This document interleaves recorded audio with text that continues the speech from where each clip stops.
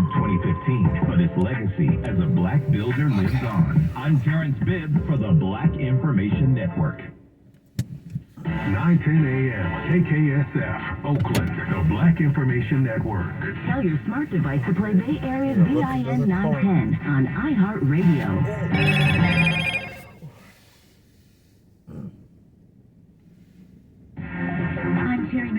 And I'm Kevin Brown on your home for 24/7 News, the Black Information Network. Recovery efforts continue in the aftermath of a series of devastating tornadoes that tore across the state of Mississippi. The worst was an EF4 with winds of over 166 miles per hour that touched down in the Sharkey and Humphreys County towns of Rolling Fork and Silver City, cutting a nearly 100-mile path of destruction through the Delta region all the way to Amory and Monroe County. Hendrick Johnson said he drove in from out of state to check on his parents, who are residents of hard-hit Silver City. This is something we never seen in the city like this. It's horrible just to see what I see when I came back from Texas last night just to view everything.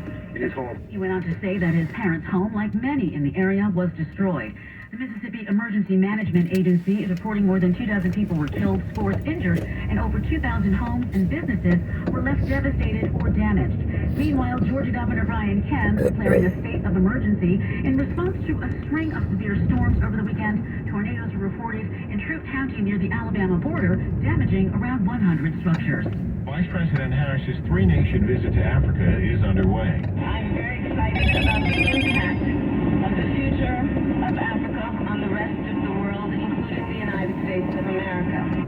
Harris spoke briefly after she and Second Gentleman Doug Emhoff arrived in Ghana. She's delivering several speeches and meeting with leaders in Ghana, Tanzania, and Zambia. Harris is discussing a main goal for her visit. I intend to do work that is focused on increasing investments here on the continent and facilitating economic growth and opportunity. The Vice President will return to Washington, D.C. next Sunday. Denver International Airport CEO Bill Washington is withdrawing his name from consideration to be the next head of the Federal Aviation Administration. Secretary of Transportation Pete Buttigieg confirming the move in a tweet, saying the attacks that derailed Washington's nomination were partisan and undeserved, calling him an excellent nominee. Republicans had condemned Washington's nomination, citing a lack of aviation experience, as well as a corruption investigation tied to his time as head of the Los Angeles County Public Transportation System. Fewer white 8-year-olds are living with autism compared to their black counterparts. The CDC says about 2.5% of white kids in the age group are diagnosed with autism compared to just below 3% of black 8-year-olds. Overall, among 8-year-old children, 1 in 36 has been diagnosed with autism spectrum disorder. That's more than a 20% increase from 2018. All right, and finally, human rights activist Randall Robinson has died after a battle with pneumonia. The activist and lawyer, known for his advocacy against South African apartheid and for Haitian democracy, died on Friday in St. Kitts, where he spent the last 2 decades of his life. Robinson was one of the leaders of the Free South Africa movement, which began in the 1980s and launched multiple foreign policy campaigns in defense of democracy and justice in Africa and the Caribbean. In 1977, Robinson founded the Washington, D.C.-based foreign policy advocacy organization Trans-Africa to promote diversity and equity in foreign policy and justice for the African world. Robinson was 81. I'm Terry McCready along with Kevin Brown on your home for 24/7 News, the Black Information Network. Time now for traffic and weather. On the Bay Area's BIN 910. There's a 5-minute slowdown on the San Rafael Bridge, 580 westbound between Castro and Toll Plaza, Cupertino. That 2-car wreck to your right shoulder, 85 northbound before the end of Bolivar. You're jammed about 4 minutes from Saratoga Avenue and over to Vallejo. Stop and go, 37 westbound from their Island Bridge past the Lane Bridge. The Antioch Bridge has got some one-way traffic control across the span until 2 p.m. That's for some bridge inspection work. 160, of course, both directions between the toll plaza and the end of the span. Right now, that's causing a 2-minute backup. Checking the area weather and say hello to a mix of sun and clouds today. Our highs range from 54 at the coast, 57 in Oakland, and 54 inland. Lows tonight in the chilly mid-to-upper 30s with some late overnight rain. Showers roll in tomorrow, but we'll get sunny, dry weather by Thursday. With Bay Area traffic and weather, Jasmine Suffers on the Black Information Network.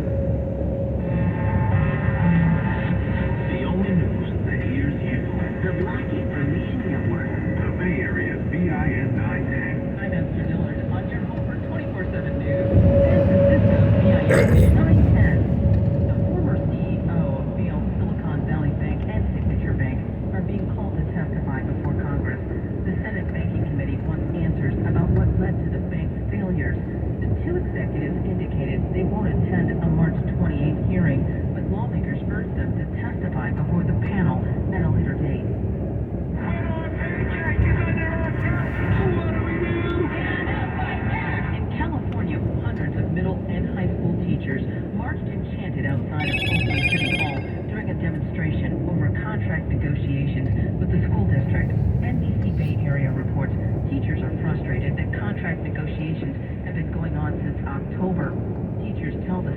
there's a big gap between what the teachers want and what the district is proposing.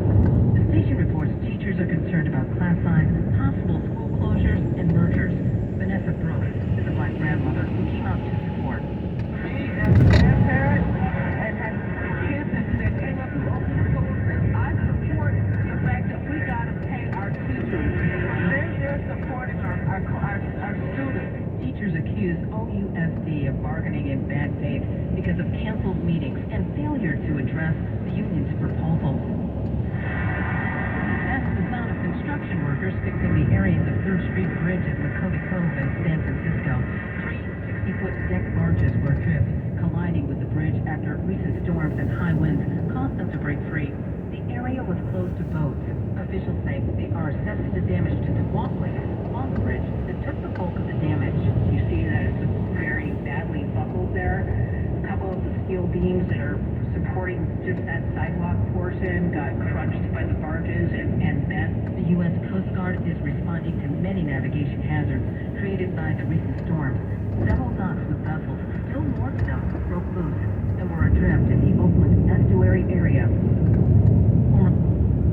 3 weeks ago, now he's like a rock star all over the place. So, Herman, we've got a deal here for SVB. How are you doing this turbulence we've been dealing with for the past few weeks? Can the market put this in its rearview mirror, do you think? Or do you think there's still some risk to our banking system out there? Well, this is the way the banking market should operate, and it's operating as planned, as scheduled. Banks take risks. They take interest rate risk. They can take credit risk, and sometimes those risks end up in failures for the banking institution.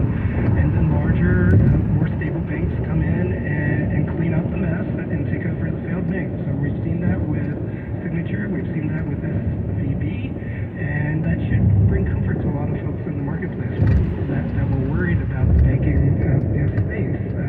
We're still not out of the woods yet because we still have First Republic and we still have some other banks like PacWest facing some liquidity issues. But I think the overall goal for the regulators is that we stabilize those institutions and try to figure out a way where they can operate on their own. So what do we know about First Citizens? This is the bank that bought them. It was much smaller yesterday, $8 billion market cap, and now it's up 50%. But they have a history of buying failed banks, right? Right. So First Citizens is a regional bank, largely in the Southeast, headquartered in North Carolina. It's very much a family-controlled bank over multiple generations.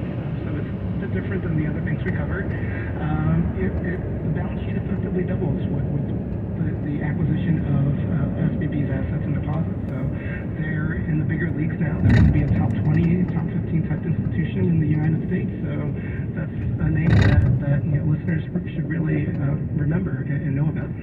So First Republic Bank, the good news is it's up 17% today to $14.45. The bad news is, earlier this month it was a $120 stock. Right. Talk to us about First Republic Bank. What did they do? Is it an attractive acquisition candidate? If so, who might be a potential kind of acquirer? Sure. So First Republic, it's a bank that banks the wealthy folks in the coastal regions. So think San Francisco, New York, LA, Boston.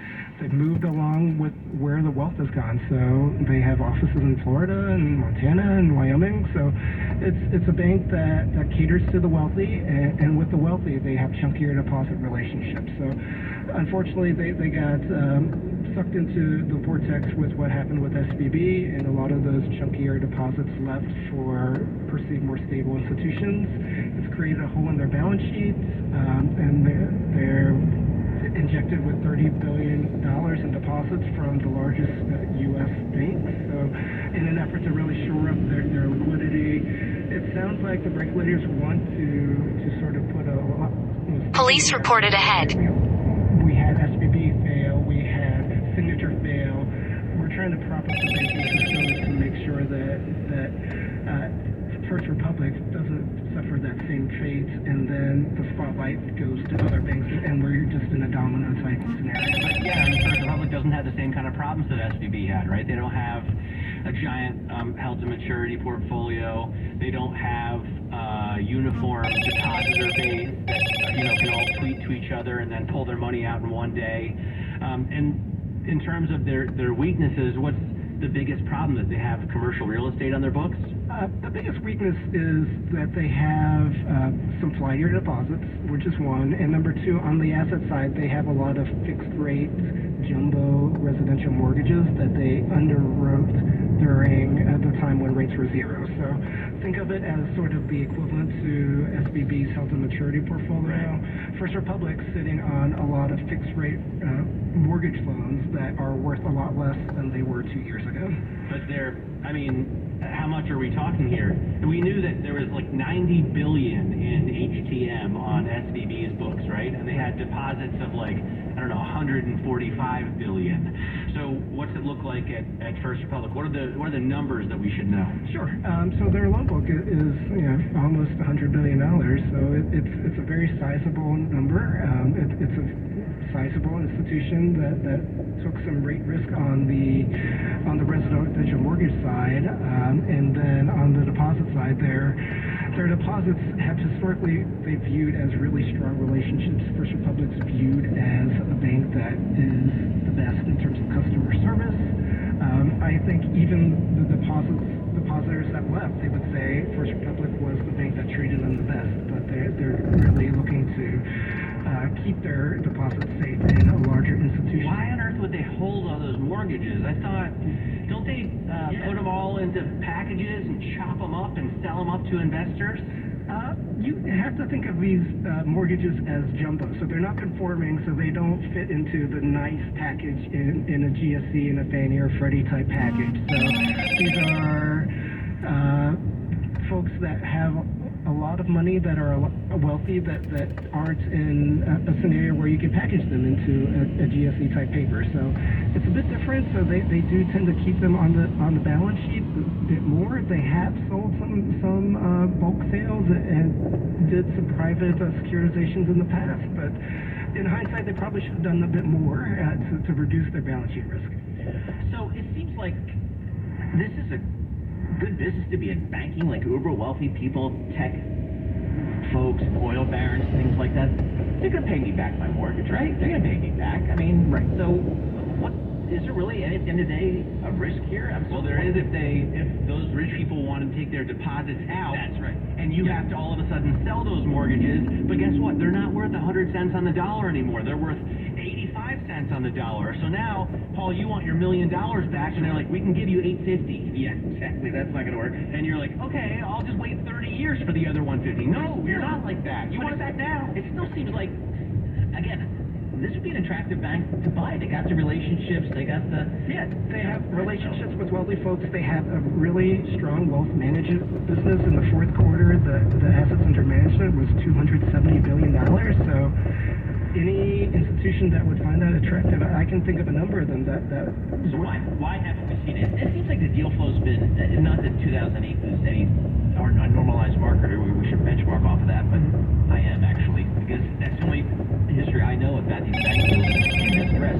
But are you surprised that we haven't had more deals happen more quickly, I guess?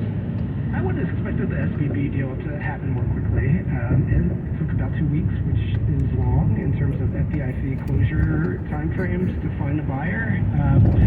For First Republic, I don't think management's ready to make that call yet, and it seems like the regulators are willing to let the bank find its own destiny, and so we're in a wait-and-see mode. When do they report next? When are we going to hear from the management team of First Republic? We're going to hear from them in about 2 weeks. All right, they've been kind of, they've been talking to Jamie Dimon. Yeah, they've been talking with Bank America. They've been talking with a number of Wall Street banks that staked them $30 billion, kind of. I mean, put those deposits in, right? Are those guys willing to go the extra mile and put some equity capital in? That's the question. There was some potential that there would be a capital infusion with the $30 billion in deposits. We're not sure how that's going to be structured. We haven't heard anything new on that front. Over the weekend, there was a Bloomberg News article saying that the regulators want to shore up some of the liquidity facility to better help First Republic. So it seems like everybody's on the same page in terms of trying to prop up First Republic, so it's not going to be the next. By the way, you know what's so fascinating? When rates were zero, all these bank CEOs were complaining that they had no net interest margin. Right. Now that rates are rising and they have to pay 4 or 5% on deposits, and they're sitting on all these loans that are paying zero, they're complaining again or going bust. So banks are sort of like the Goldilocks of institutions. You want interest rates climbing slow and steady. You don't want to be too hot or too cold, and we were in a too hot scenario, so that's upended a lot of banks. All right. Herman Chan, thank you so much for joining us yet again. Herman Chan is head of our regional bank research for Bloomberg Intelligence, and he's really been a invaluable source really over the past several weeks as we navigate through the turbulence in the banking sector. This is Bloomberg. Let's get some company news right now with Bloomberg's Steve Rappaport. Well, it's not really turbulence if you are a shareholder of First Citizens, because the stock is now up more than 50% after the lender agreed to buy Silicon Valley Bank. Bloomberg's Russell Ward has more on that. I think this is a significant milestone in the banking turmoil in the U.S. It's only been 2 weeks that the FDIC has been, since the FDIC seized the bank, and now they've put it back into private hands, so that's got to be a positive development. But I think, this turmoil is far from over. I think now officials are really focusing on other banks like First Republic Bank. Russell, shares of First Republic up almost 18%. Usually the bluebird sings, but Twitter's bird is on the hunt for the free speech enthusiast who published portions of Twitter's proprietary source code on GitHub, which is known for storing open source code. GitHub removed the data after Twitter filed a copyright infringement claim. The court filing also shows Twitter wants the identity of the person who runs the free speech enthusiast account, as well as the information of other users who posted or downloaded that data. Meanwhile, Elon Musk may have buyer's remorse regarding his acquisition of Twitter. In a memo to staff, Musk says the company is now valued at less than $20 billion. He paid more than twice that amount to buy the platform last year. And McDonald's is weighing the possibility of reusable packaging. According to the Wall Street Journal, the company is looking at the pros and cons of reusable packaging. They'll have a report out next year. McDonald's already offers some packaging for reusable on menu items in France and Germany. That's because of European laws. And those are the company stories we're following this hour. I'm Steve Rappaport. This is Bloomberg. Stay tuned for more Bloomberg Markets with Paul and Nat. That's coming up next. Can't catch us live? Listen on demand with podcasts from Bloomberg Surveillance, Bloomberg Markets, Bloomberg Business Week, Sound On, and many more. Listen and subscribe on Apple, Spotify, and anywhere else you get your podcasts.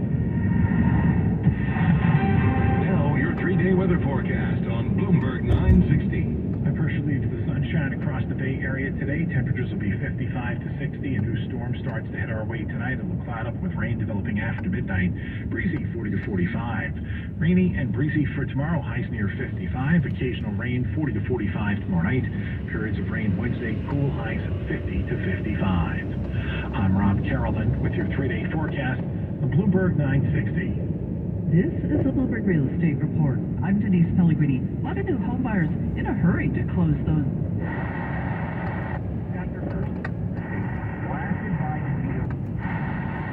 Neighborhood in Miami, Florida. Rose is joining a list of artists who's teamed up with High Tolerance, including rapper A Boogie with the Hoodie and rapper Joel Santana. With the latest entertainment at 17 and 47 minutes past each hour. I'm Morgan Wood on your home for 24/7 News, the Black Information Network, and BINnews.com. Time now for traffic and weather. On the Bay Area's BIN 910. Things are improving getting across the Bay Bridge, 80 westbound between the middle of the parking lot and the metering light. Just a brief delay at the toll plaza. You are sluggish across that entire upper deck in San Francisco, but just slow and go, 80 westbound between the middle of the parking lot and the metering light. There's a stall taking out your right lane, 101